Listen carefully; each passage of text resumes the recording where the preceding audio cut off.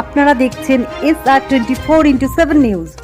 আপনারা সকলেই ইতিমধ্যে অবগত হয়েছেন, আমাদের একটু আগে তৃণমূল ভবনে সাংবাদিক বৈঠক ছিল। সেখানে রাজ্য তৃণমূল কংগ্রেসের পক্ষ থেকে রাজ্যের সভাপতি সুব্রত বক্সী এবং অরূপ বিশ্বাস উপস্থিত ছিলেন।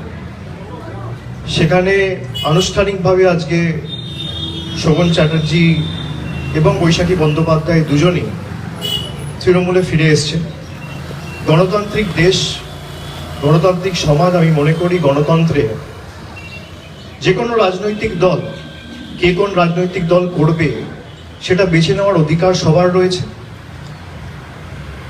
এবং মধ্যেখানে কয়েক বছর যদিও তিনি সক্রিয় রাজনীতিতে ছিলেন না, কিন্তু নিয়মিত দলনেত্রীর সাথে তার যোগাযোগ ছিল, আপনারাও দেখেছেন। এবং দলনেত্রীর অনুমোদন ক্রমেই শোভনদা এবং বৈশাখী দি দুজনকে দলে ফেরানো হয়েছে। আগামী দিন তারা সক্রিয়ভাবে তৃণমূল কংগ্রেসের হয়ে কাজ করবে এবং আমি সকলের কাছে অ্যাপিল করব, জাতি দলমত নির্বিশেষে, রাজনৈতিক দল নির্বিশেষে যেভাবে আমাদের বাংলার প্রতি বিজেপি আঘাত আনছে, কেন্দ্রের ধারাবাহিক বৈমাতৃসুলভ আচরণ সহ 5 বছর ধরে আঘাত, লাঞ্ছনা, বঞ্চনা, বাংলার প্রতি অপমান, বাংলাকে বাংলাদেশি বলে দাগিয়ে দেওয়া, এই কেন্দ্রের বিরুদ্ধে আমাদের সকলকে ঐক্যবদ্ধ হয়ে লড়তে হবে। আমি প্রত্যেকটা বঙ্গবাসীর কাছে অনুরোধ করব যে আমরা সকলে মিলে বাংলার সমষ্টিগতভাবে লড়াই করে বাংলার জনগর্জনের ক্ষমতা কি সেটা আগামী নির্বাচনে বিজেপিকে বোঝাতে হবে। যারা বাংলার মানুষের ভোট নিয়ে বাংলাকে বাংলাদেশি বলে, তার বিরুদ্ধে লড়াইটা খালি তৃণমূলের নয়, সেই লড়াইটা আপামর জনসাধারণের 10 কোটি বঙ্গবাসী। আমাদের দলনেত্রী ইতিমধ্যেই গতকাল আপনারা জানেন তৃণমূলের সোশ্যাল হ্যান্ডেল থেকে পোস্ট হয়েছে, আগামীকাল মিছিল রয়েছে এবং SIR এর বিরুদ্ধে তৃণমূল কংগ্রেসের সমস্ত স্তরের নেতা কর্মী, শুভানুধ্যায়ী সৈনিকেদের আহ্বান জানানো হয়েছে। বিশেষ করে কলকাতা সহ যে পার্শ্ববর্তী 2-4টি জেলা রয়েছে, যেহেতু কাল থেকে ইনিউমারেশন ফর্ম ডিস্ট্রিবিউট হবে, বিভিন্ন জেলা থেকে লোকেদের আসতে বারণ করা হয়েছে। কাল থেকে বাড়ি বাড়ি গিয়ে বিএলওদের সাথে বিএলএ টুরা থাকবে, ইনিউমারেশন ফর্ম দেবে। শুধু কলকাতা এবং তার পার্শ্ববর্তী উত্তর 24 পরগনা, দক্ষিণ 24 পরগনা, হাওড়া, এই 2-3টি জেলা থেকে মূলত সবাইকে বলা হয়েছে। তার সাথে কলকাতার 144টা ওয়ার্ড রয়েছে। আগামীকালের ঐতিহাসিক মিছিলে আমি আপনাদের মাধ্যমে সকলের কাছে আবার একবার অ্যাপিল করব যোগ দেওয়ার জন্য। এবং তৃণমূল কংগ্রেস যে কথাটা বলেছিল যে যেভাবে SIR ঘোষণা হওয়ার পর থেকে একের পর এক দুর্ভাগ্যজনক ঘটনা জনসমক্ষে আসতে আমরা সকলে দেখেছি। 5 দিন 6 দিন হয়নি, ইতিমধ্যেই 6টার উপর আত্মহত্যার ঘটনা সামনে এসছে। প্রথম একদম সেই পানিহাটি প্রদীপগড় থেকে শুরু করে তারপর আপনারা দেখেছিলেন ইলামবাজারে একজন 95 বছরের বয়স্ক বৃদ্ধ মানুষ, তিনি আত্মহত্যা করেন। বারাসাতে একজন করেছেন, তামিলনাড়ুতে একজন, বর্ধমানের জামালপুরের একজন ভদ্রলোক ছিলেন, তিনি বিষকে আত্মহত্যা করেছেন। তার সাথে আরো একজন ভর্তি ছিল, আমি একটু আগে খবর পেলাম তিনিও মারা গেছে। আজকে ডানকুনিতে একজন আত্মহত্যা করেছেন SIR এর আতঙ্কে এবং ভয়ে। আমরা যেটা প্রথম দিন থেকে বলেছিলাম যে একজন যোগ্য ভোটারের নামও যদি ভোটার তালিকা থেকে বাদ যায়, তৃণমূল কংগ্রেস এই আন্দোলন দিল্লির বুকে নিয়ে যাবে।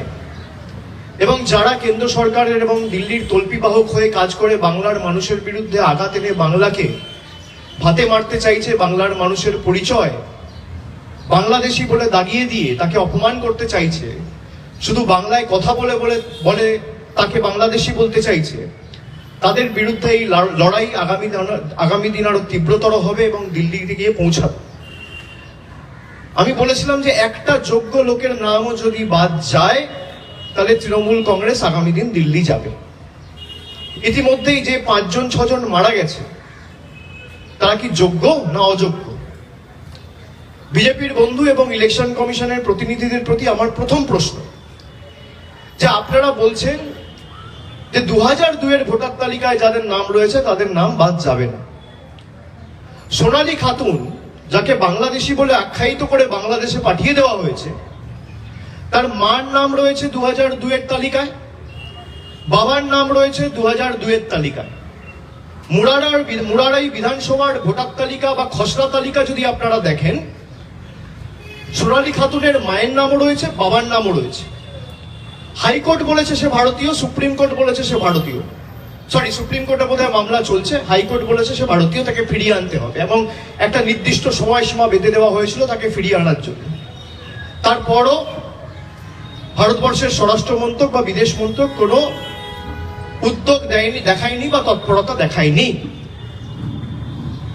তারই সাথে সুইটি খাতুন, তার মায়ের নাম রয়েছে 2002-এর ভোটার তালিকায় এবং বাবার নাম রয়েছে ঝাড়খণ্ডের ভোটার তালিকায়, খসড়া তালিকায় 2002-এর ড্রাফট ইলেকটোরাল রোলে। তারপরেও তাদেরকে বাংলাদেশি বলে পাঠিয়ে দেওয়া হয়েছে। গতকাল একটা সাক্ষাৎকারে দেশের স্বরাষ্ট্রমন্ত্রী অমিত শাহ বলেছেন, যারা ভারতবর্ষে জন্মায়নি তাদের ভারতবর্ষে ভোটাধিকার বা ভোট দেওয়ার কোন অধিকার নেই। তার যুক্তির নিরিখেই যদি আমি দেখি, তাহলে বিজেপি নেতা লালকৃষ্ণ আদবানির ভোটাধিকার প্রয়োগ করার অধিকার নেই। লালকৃষ্ণ আদবানির জন্ম কোথায় হয়েছে? অমিত শাহর যুক্তি যদি আমি ধরি, তাহলে শান্তনু ঠাকুরের ভোটাধিকার প্রয়োগ করার অধিকার নেই। যত মতুয়া ভাই বোনেরা আছে কারোর ভোট দেওয়ার অধিকার নেই। এটা আমি বলছি না, দেশের স্বরাষ্ট্রমন্ত্রী এবং বিজেপির প্রাক্তন সর্বভারতীয় সভাপতি অমিত শাহ বলছে। আমি অনুরোধ করব আপনাদের, যে এরা যে সিএ ক্যাম্প করছে আপনাদের মাধ্যমে, এদের ফাঁদে কেউ পা দেবেন না।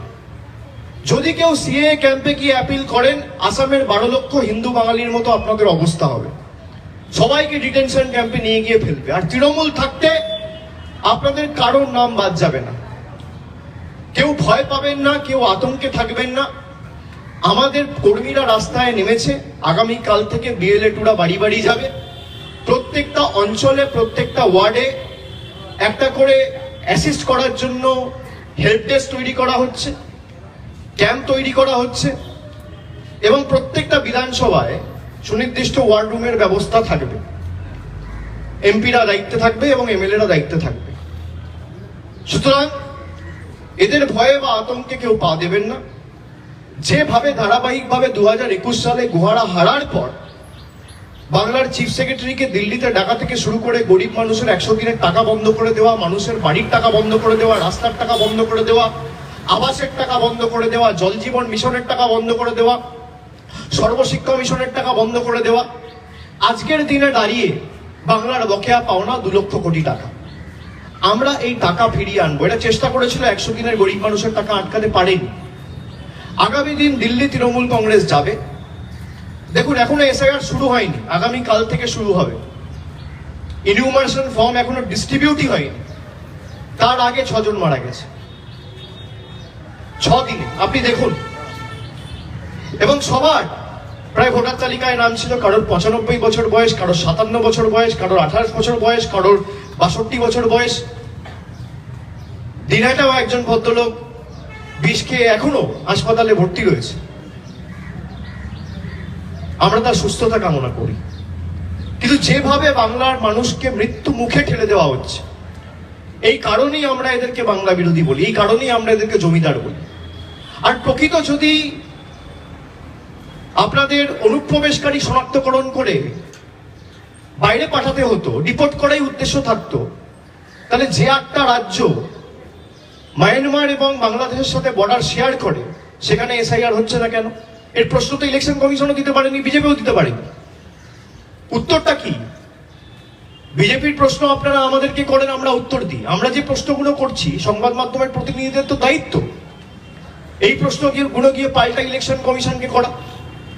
কালকে কুলপিতে এরা বলছে 2002-এর ভোটার লিস্টকে আমরা বেঞ্চমার্ক হিসেবে ধরবো। কুলপির ক্ষেত্রে 2002-এর ভোটার লিস্ট নেই। আপলোড যেটা করা হয়েছে সেটা 2003-এর রোল। আপনি কিভাবে এসআইআর করার কথা বলেন? যেখানে ইলেকশন কমিশনই অপ্রস্তুত, যেখানে আপনি প্রস্তুত নয়। আপনি কত বিধানসভায় 2002 ড্রাফট এবং ডিজিটাইজড একটাও ইলেকট্রাল রোল পাবলিশ করতে পারেননি। সেখানে আপনি বলছেন 2002 ভোটার তালিকা বেঞ্চমার্ক।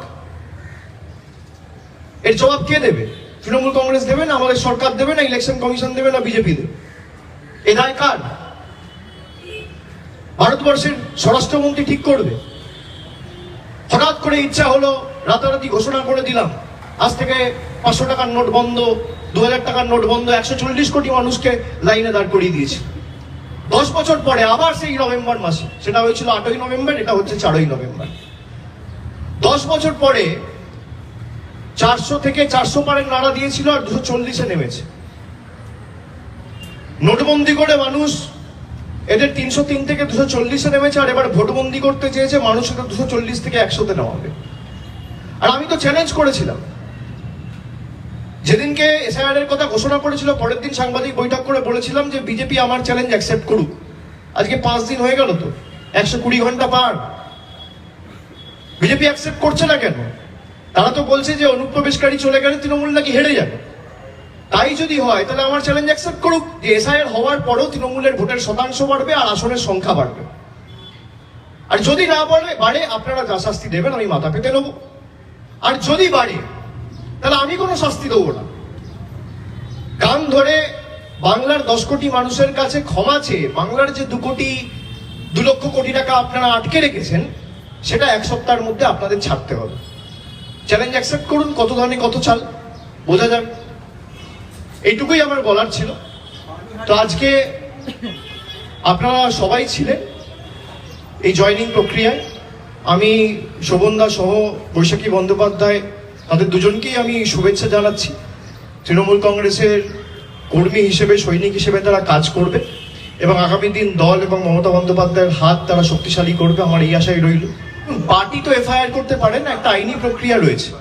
কোথাও যদি কারোর কোনো রকম আইনি সাহায্য সহযোগিতার প্রয়োজন বোধ হয়, আমাদের কর্মীদের বলাই রয়েছে যে যদি কোথাও কোনো রকম কোনো আইনি সাহায্য কেউ চায়, আমরা নিশ্চিতভাবে তাদের পাশে থাকব এবং তার জন্য দরকার হলে একটা প্রপার লিগ্যাল টিমও আমরা তৃণমূল কংগ্রেসের তরফ থেকে রেডি রাখবো। যেখানে আমরা খবর পেয়েছি আমরা সঙ্গে সঙ্গে গেছি, দাঁড়িয়েছি। এবার তার যদি মনে হয় যে আমি এফআইআর করেছি, তদন্ত কোথাও আটকে রয়েছে বা বিচার ব্যবস্থার কারণে কোথাও হয়তো তদন্ত থমকে গেছে, আমরা সেটা লিগালি টেক আপ করবো। আমাদের যতটুকু সামর্থ্য আমরা আইনি সহযোগিতা, সাহায্যের হাত বাড়িয়ে দেবো। বিএলওদের কি কাজ করা উচিত বিএলওরা নিজেরা সবাই ভালো করে জানে, কিন্তু বিজেপি যে আতঙ্কের পরিবেশ তৈরি করছে, বিশেষ করে বিজেপির কিছু নেতা, তারা হুমকি দিচ্ছে যে বিএলওদের অ্যারেস্ট করা হবে। আমরা তার এগেনস্টে কমপ্লেনও করেছি। ইলেকশন কমিশন যদিও কোনো ব্যবস্থা নেয়নি, ইলেকশন কমিশনে তো গেরুয়াকরণ হয়ে গেছে। আমি সেই জন্যই ভারতের দেশের জাতীয় নির্বাচন কমিশনকে বিজেপির সহচরী সংস্থা বলি। বিজেপির ক্লোজ অ্যাসোসিয়েট, তারা বিজেপির কথায় অঙ্গুলি হেলনে চলে। তা না হলে আমরা যেই তথ্যগুলো দিচ্ছি তার কোনো সদুত্তর নেই, আমরা যে কমপ্লেনগুলো করছি তার বিরুদ্ধে কোনো ব্যবস্থা নেই। আর এসআইআর ঘোষণা হওয়ার পর বিজেপি নেতারা বলে দিচ্ছে এত নাম বাদ যাবে, এত বিএলওকে অ্যারেস্ট করা হবে, তার বিরুদ্ধে তো ব্যবস্থা নেওয়ার দায় দায়িত্ব ইলেকশন কমিশনের। যদি কারোর কোনো সাহায্য সহযোগিতার প্রয়োজন হয়, আমি প্রত্যেকটা বিএলওর কাছে অ্যাপিল করব, আমাদের সব জায়গায় ক্যাম্প থাকবে। আপনাদের সাহায্য সহযোগিতা হলে প্রশাসনের সাথে যোগাযোগ করবেন। নির্বাচন কমিশনকে যেমন আপনারা জানাবেন, আপনারা প্রশাসনকেও জানাবেন, প্রশাসন আপনাদের পাশে দাঁড়াবে। দেখুন, আপনারা কোচবিহারের ক্ষেত্রে বা উত্তরের যে জেলাগুলো রয়েছে, বিশেষ করে জলপাইগুড়ি, আলিপুরদুয়ার, কুচবিহার, আপনারা দেখেছেন যে আসামের কোনো এখতিয়ার বাংলায় নেই, সেই আসামের ফরেন ট্রাইব্যুনাল চিঠি দিয়ে বাংলার রাজবংশী মায়েদের, ভাইয়েদের বলছে বাংলাদেশি, যারা জন্মের পর জন্ম, প্রজন্মের পর প্রজন্ম বাংলায় থেকেছে, রয়েছে, যাদের ঘর বাড়ি জমি সব বাংলায়, যাদের কোনো এখতিয়ার নেই, ম্যান্ডেট নেই এই মাটিতে, সেই আসামের ফরেন ট্রাইব্যুনাল চিঠি দিয়ে রাজবংশীদের বলছে বাংলাদেশি। আর সেই বিজেপি সেই আসামের সরকারকে শিক্ষা না দিয়ে তাকে পুরস্কৃত করছে তার রাজ্যে এসআইআর না করে। মানুষ দেখুক যে উত্তরের মানুষরা এক বুক আশা আকাঙ্ক্ষা নিয়ে বিজেপিকে ভোট দিয়েছিল, বিধানসভাও তারা বিজেপিকে ভোট দিয়েছে 21 সালে, 24-এও প্রায় ওই দুটো আসন জলপাইগুড়ি আলিপুরদুয়ার বিজেপি জিতেছে। যাদেরকে ভোট দিয়ে নির্বাচিত করে দিল্লিতে পাঠিয়েছে দেশ চালানোর দায়িত্বে, তারাই বাংলার মানুষকে এবং সেই রাজবংশী মায়েদের ভাইদের বাংলাদেশি বলছে। তারা দেখুন, এবং বিপদে আপদে তাদের পাশে গিয়ে মমতা বন্দ্যোপাধ্যায় দাঁড়িয়েছে, তৃণমূল কংগ্রেসের কর্মীরা দাঁড়িয়েছে, বিজেপি নেতাদের ঠিকই খুঁজে পাওয়া যায়নি। আর যদি ক্যাম্প তাদের করতেই হতো, এই যে আপনি বলছেন এখন সিএ ক্যাম্পের সংখ্যা বাড়াচ্ছে, অমিত শাহ আন্ডারটেকিং দিক না, যারা ক্যাম্পে এসে অ্যাপিল করবে সবাইকে নাগরিকত্ব দেওয়া হবে এবং কোন রকম কোনো হেনস্থা কাউকে ফেস করতে হবে না, আন্ডারটেকিং দিক। যারা এই ক্যাম্প তো আসামে হয়েছিল, যারা ওই ক্যাম্পে নাম লিখিয়েছে তাদের সব নাগরিকত্ব গেছে। অমিত শাহ নিজে বলছে যারা এই দেশে জন্মায়নি তারা ভোট দিতে পারবেন, এটা আমি বলছি না, আপনাদের কানে শুনতে হবে না, আপনারা চোখে দেখুন। আমি বাংলার মানুষকে করজোড় করে অ্যাপিল করছি, আবেদন জানাচ্ছি যে কানে না শুনে চোখে দেখুন। গতকাল একটা সাংবাদিক সম্মেলনে একটা সাক্ষাৎকারে দেশের স্বরাষ্ট্রমন্ত্রী বলছে যারা দেশে জন্মায়নি তারা দেশের ভোটাধিকার প্রয়োগ করার কোনো সুযোগ পাবে না। তার মানে ওপার বাংলা থেকে যারা এসছে তারা কেউ ভোটাধিকার প্রয়োগ করার সুযোগ পাবে না। কে বলছে? অমিত শাহ বলছে। তারপর বিজেপি সিএ ক্যাম্প খুলছে। ওদের নিজের এমএলএরাই তো প্রতিবাদ করেছে, সব বিভিন্ন গ্রুপ থেকে বেরিয়ে আসছে। আপনি আমায় প্রশ্ন করছেন কি? বিজেপির যারা মতুয়া সমাজের প্রতিনিধি, জনপ্রতিনিধি রয়েছে, পদাধিকারী রয়েছে, তারা বিজেপিকে বয়কট করছে, আর আপনি প্রশ্ন করছেন আমাকে? বিজেপি আগে তাদের কনভিন্স করুক না। শান্তনু ঠাকুর সুব্রত ঠাকুরকে কনভিন্স করতে পারছে না, সে মতুয়া সম্প্রদায়কে কনভিন্স করবে? এই প্রশ্নটা আমাকে না করে যারা বিজেপির পদাধিকারী এবং যারা জনপ্রতিনিধি, যারা বিজেপির এই সিদ্ধান্তের প্রতিবাদ জানিয়ে बेरिए আসছে, আপনারা তাদেরকে করুন। मैंने जैसे पहले भी कहा कि कोई आलोचना, कोई इंटरैक्शन के बगैर, कोई डिस्कशन के बगैर इलेक्शन कमीशन ने एक एसआईआर अनाउंस कर दिया। ये दिखाता है और दर्शाता है कि चुनाव आयोग अपना काम नहीं कर रहा है, कहीं बीजेपी के थ्रू प्रेशराइज्ड हो रहे। आपको अगर एसआईआर करना था, पिछला बार जब एसआईआर हुआ था 2002 में, तो 2 साल लगा था। ये मैं फिर से कह रहा हूं सबके लिए कि पिछला बार जब एसआईआर हुआ था, स्पेशल इंटेंसिव रिवीजन जिसको कहा जा रहा है, वो 2002 में हुआ था, उसके लिए 2 साल लगा। अब वही चुनाव आयोग 2 महीने में करना चाह रहा है। अब 2 साल का काम अगर आप 2 महीने में करना चाह रहे हैं, तो आपके पास कोई रेसिपी होगा या कोई जादू का छड़ी होगा जिसके बल पे आप ये काम कर रहे हो। मैं 4 दिन पहले जब आप सब लोगों से मिला तो मैं पूछा कि क्या जादू का छड़ी और क्या रेसिपी आपके पास है, कि भाई कोई क्लैरिटी नहीं है, और 2 साल पहले 2 साल जिस प्रक्रिया को लगता है वो आप 2 महीना में कर रहे हो, इसका क्या रेसिपी है? तो अभी तक वो बोल नहीं पाए। आप अनप्रिपेयर्ड हो। स्टेट गवर्नमेंट के साथ आपने कोई तरीके से डिस्कशन नहीं किया, बैठा नहीं, इनका सलाह नहीं लिया, कोई सलाह मशवरा के बगैर एसआईआर अनाउंस कर दिया गया। और अगर आपका एसआईआर करने का लक्ष्य और उद्देश्य घुसपैठिया को चुन के निकालना ही है, तो बांग्लादेश और म्यांमार के साथ 8 प्रदेश ऐसा है जो बॉर्डर शेयर कर रहे हैं। म्यांमार और बांग्लादेश के साथ नागालैंड बॉर्डर शेयर कर रहे हैं, मिजोरम बॉर्डर शेयर कर रहे हैं, मणिपुर बॉर्डर शेयर कर रहे हैं, उधर अरुणाचल ऊपर में है, मेघालय है, त्रिपुरा है, असम है और बंगाल है। बंगाल को छोड़ के बाकी जो 8 प्रदेश है, बंगाल को छोड़ के बाकी जो 8 प्रदेश है, वो 8 प्रदेश में एक भी प्रदेश में एसआईआर नहीं हो रहा है, वो खाली बंगाल में ही कर रहे हैं। मुझे किसी पत्रकार ने बताया कि बीजेपी का एक नेता उनको बताया कि भाई हमारे यहाँ पे एसआईआर करने की जरूरत नहीं है, क्योंकि हम तो, कोई मेघालय से रोहिंग्या आता है या मणिपुर से आता है या मेघालय से कोई बांग्लादेशी आता है तो हम लोग पकड़ लेते हैं। भाई अगर नागालैंड या मिजोरम या मणिपुर या अरुणाचल से कोई रोहिंग्या आता है तो आप लोग पकड़ लेते हो, तो बंगाल में रोहिंग्या घुसेगा कैसे? जरा बताना मुझे। अगर रोहिंग्या आएगा, बंगाल म्यांमार के साथ बॉर्डर नहीं शेयर कर, इनको देश का मैप भी पता नहीं है। उनको बताइए कि भाई जरा देश का मैप देख लो, नॉर्थ ईस्ट का मैप देख लो, एक बार छोड़ दो। देश का मैप ये दिखाता है कि जो म्यांमार का बॉर्डर है उसमें 4 राज्य ऐसा है, मिजोरम, नागालैंड, मणिपुर एंड अरुणाचल, जो म्यांमार के साथ बॉर्डर शेयर कर रहे हैं। बंगाल म्यांमार के साथ बॉर्डर शेयर नहीं करता है। तो रोहिंग्या का बंगाल में आना सवाल ही पैदा नहीं होता अगर ये 4 राज्य जोर जबरदस्ती उनको घुसा के बंगाल ना भेजे तो। और ये प्रदेशों में डबल इंजन सरकार है, या तो एनडीए सरकार है या बीजेपी सरकार है। असम में बीजेपी सरकार है, मेघालय में एनडीए सरकार है, आप मणिपुर में देख लीजिए बीजेपी की सरकार है, यही तो डबल इंजन सरकार है। तो जहां डबल इंजन सरकार है वहां घुसपैठिया घुस रहे। आप ही लोग, पत्रकार लोग, इस सबने न्यूज किया कि 1 महीना पहले बांग्लादेशी पकड़ा गया त्रिपुरा में, मिजोरम में। तो एसआईआर वहां होना चाहिए। फिर आप बंगाल में करिए, फुर्सत में करिए, साल भर लेके करिए, आराम से करिए।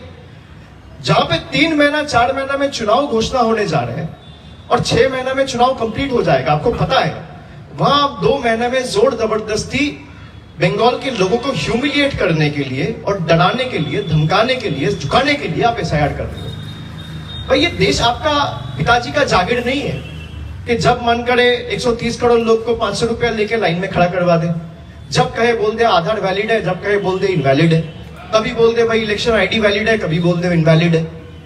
भाई इसी बीजेपी का सरकार ने 2,500 करोड़ रुपया उठाया आधार और पैन कार्ड लिंक करने के लिए। आप सबको पता होगा, याद होगा, 2 साल पहले 1,000 रुपया पेनल्टी लिया गरीबों से। जरा वो पैसा वापस करिए आज लोगों को। 2,500 करोड़ रुपया उठाया। हमारा सरकार गरीबों को 1,000 रुपया लक्ष्मी भंडार पे दे रहा है और मोदी जी का सरकार वही 1,000 रुपया गरीबों से आधार और पैन कार्ड लिंक करने का नाम पे लेके गया है। और आज कह रहा है आधार का कोई वैलिडिटी है ही नहीं, Aadhaar is not a proof of your citizenship. भाई आप तय करेंगे क्या? इसीलिए मैं कहा हूं कि भाई जो तय करने वाले हैं जरा वो भी अपना पिताजी का जन्म पत्रिका या जन्म सर्टिफिकेट लेके आए। भाई आप भी देश का नागरिक हो, मैं भी देश का नागरिक हूं। आपका जितना हक है मेरा भी उतना हक है। ये देश आपका जितना है मेरा भी उतना है। इस देश के लिए आपके फोरफादर्स जान दिया है तो मेरे भी दिए है। ये मिट्टी मेरा जितना है आपका भी उतना है, और आपका जितना है मेरा उतना है।